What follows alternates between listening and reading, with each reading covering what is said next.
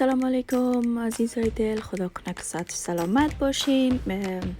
از من دوست ما خواهش کرده بودن که پتلون کوبای چطور کوتاه کنیم که دانه پاچیش قیچی نشه. ببینین دوست عزیز، اگر پتلون شما دراز است، خدا کنه که 3 اینچ باشد، 2 اینچ باشه، شکل شما قاط کنین که اصلا دانه پاچیتان قیچی نشه. من شما را در ویدیو نشان میدم، به این شکل شما میبینین. ببینین مثلا متر میگیریم، اندازه میکنیم. پتلون ما قیچی نمیکنیم چون فقط میخوایم در ویدیو بر شما طریقش نشان بدم. خدا کنه که پتلونتان 2 اینچ قیچی میشه و یا 3 اینچ. متوجه باشین که زیاد کوتاه نشه. ما فقط اندازه خودتان گفتم، در پتلونتان اندازه کنین، فکر کنین که 2 اینچ قیچی میشه. 2 اینچ به این شکل همین درز لب پاچه که هست، همین درز طلایی، به این شکل خط میکنین. 2 اینچ در روی چپ خط کنین، در روی راستنی، که به خاطر از این خطش میشه پاک نشه. به این شکل دمو قسمتی که 2 اینچ اندازه کردیم بعدن تار مندازیم و یا سوزن استفاده کنیم. من تار مندازم براتون. ببینیم باز هم میگم اگر 1.5 اینچ بود قیچی میشد. متوجه باشین که 1.5 اینچ شما خط کنین و بعدا در سر از امو خطی که شما کردین، امو خط طلایی را با هم یک جا قرار بدین. در سر امو قسمتی که شما خط میکنین، امو خط طلایی را با هم یک جا قرار بدین. به این شکل اگر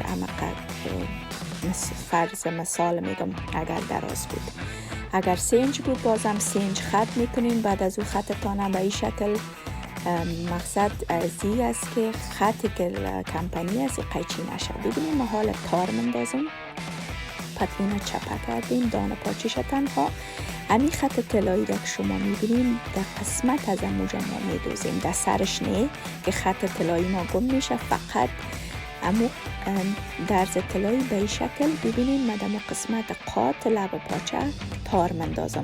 به این شکل از پیشتان پتلون پاچیش پایین بالا نبیاید، کوشش کنین اندازه کنین. درزش هم 1 برابر باید از بیاید. در این قسمت ما تار مندازیم. شما دور پاچه را مکمل 1 اندازه بگیرین، 1 برابر، که از پیشتان پایین بالا نبیاید. به این شکل تار مندازیم. متوجه باشین وقت دوختن هم کوشش کنین که درزش البته 1 برابر بیاید که بطور نشه که از پیش ما خراب شود. متوجه زیاد باشین. ببینین من تار مندازم دور به این شکل. از سوزن استفاده نکردم، سوزن ننداختم به خاطر از این که برای من میشه، من میتونم، اما شما کوشش کنین تار بندازین. بسیار مهم است این درز با هم 1 برابر باشه. ببینین هر دوش با هم 1 اندازه باشه، نشه که یک درز ما مثلا دانه پاچه درزشی طرف بیاید. به خاطر از اینکه مهم است، چون نمیخوایم که در لب پاچه ما از قسمتی که کمپانی دوخته شده قطع کنیم. به این شکل من دور پاچه را تار مندازم. به این شکل شما تار بندازین. ببینید بازم میگم وقتی که میخواین خط کنین تار بندازین، کوشش کنین که دور پاچه را با مهندازی که میخواین کوتاه کنین تار خط کنین پیش از پیش که براتان مشکل خلق نشه. به این شکل تار مندازیم. دور پاچه را من تار انداختم. ببینین قسمت درزش بسیار یک ذره مشکل است. در دوختن هم متوجه باشین که سوزنتان نشکنه، چون این قسمت درز بغل است دولا دوخته شده، البته قاط شده. یک ذره در وقت دوختن کمک مشکل براتان شاید پیش شود یا سوزنتان بشکنه. ببینین به این شکل چپه میکنیم، تار انداختم. ببینین شکل کمپانی میشه و تو هم که کنید معلوم اصلا نمیشه. حتی وقتی که به دکان ها که در اینجا میبرن شما بگوین که ما پتلون ما میخوایم برام کوتاه کنین که اصلا دانه پاچیش قیچی نشه، اوها به این شکل میدوزن. و این هم سوزن خودم من تغییر میتونم. سوزن پتلون کوبای است، از این سوزن استفاده میکنم. شما هم میتونین کوشش کنین وقتی که کوتاه میتونین سوزنتان چنج کنین و یا تبدیل کنین، به خاطر از که از هر فرق میکنه که سوزنش. من سوزن چنج کردم و حالا تار مندازم سوزنه. ببینین به این شکل تار سرمایی استفاده. ما تار سوزن ماشین خود قبلا تار انداختیم و حالا شروع میکنیم. میخوایم لب پاچه را بدوزم به این شکل. هر رقم شما راحت هستین میتونین پتلونه بدوزین به حساب. ببینین ما حالا میخوایم دور پاچه را بدوزم. زیر ماشین میمانیم و متوجه باشین که خطش یک برابر بیایه و کوشش کنین که در سر خط طلایی ندوزین که یک خطش گم شوه یک خطش یک برابر بدوزین. ببینین آهسته این قسمت درز گفتم یک ذره مشکله. شما بسیار کوشش کنین آهسته بدوزین تا که قسمت درز خراب نبیاره و یا کج و کور نبیاره. و یکی دیگه کوشش هم کنین که در سر خط طلایی که میایه در سر خط ماشین نکنین و یا ندوزین که بعداً باز بدمالی میشه وقتی که پتلون راسته کنین.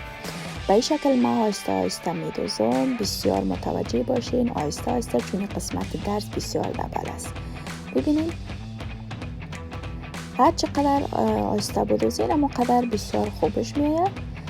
دیدین ما آهسته آهسته در بغل خط قاط پاچه من میدوزم. در بغلش شما هم میتونین به این شکل بدوزین. بعدا بازم قسمت قاط اضافی که هست شما او را قیچی کنین. آهسته آهسته دور پاچه را میدوزم به این شکل. بعدا و اگر خواستین که در دکان هم میبرین برای شما همین شکل که برتان بگوین که من میخوایم که لب پاچیم قیچی نشه بس قسمت کمپنیش برای شما عین شکل میدوزه. ما هم خواستم از ما تقاضا کرده بود دوست ما هم گپشان در زمین نماندم. خواستم که بر شما یک ویدیو بدوزم جور کنم. و حالا دور پاچه ما را تمام کردم دوختم. بعد تارش قیچی میکنم. بعد نشان میدم که چی رقم آمدش. وقتی که دوختین تو شوه بسیار زیباتر معلوم میشه. ببینین همین قسمت قاطش شما میتونین که قیچی کنین اگر خواستین. من قیچی نکردم. ببینین به این شکل پتلونه